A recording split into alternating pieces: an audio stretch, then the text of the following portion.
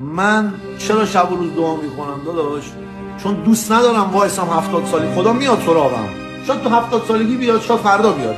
دقیقاً مثالش مثل اینه، یه سری پدرها خودشون میدن برای بچه دوچرخه میخرن کادوی تولد، ولی ما با ننه بابامون برای ما دوچرخه مثلا میخرید امروز فردا امروز پس. آقا چرا خدا به فلانی تو اون سن داد به من نداد؟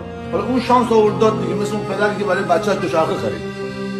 آقا یارو برای بچه 18 سالگی لنکروز میخره، همه قرار نیست لنکروز بخرن که. بعد تو میخوای با کی لج بکنی؟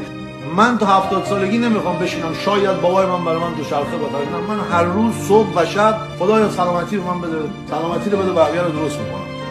آقا میخوای پول بدی، میخوای بوگاتی بدی، چه میدونم کلیه درد داشته باشم، آقا نمیخوام. وایسم اون بیاد، اون اومدی من سرطان گرفتم نیومد اون. سلامتی منو بده، بقیه رو خودم میسازم. خدا خودتی برادر، وجودته، تمام.